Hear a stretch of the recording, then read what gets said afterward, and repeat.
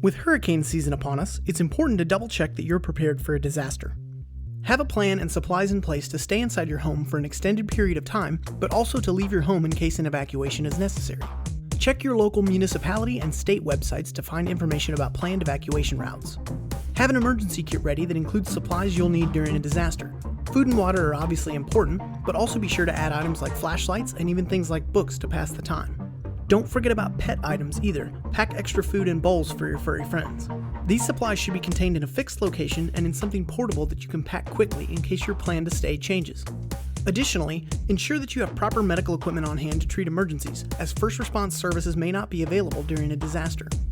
With your plan in place, brief your family on where they should head during a disaster and what they should do. By discussing this information ahead of time, you'll limit the confusion and increase the confidence of your family.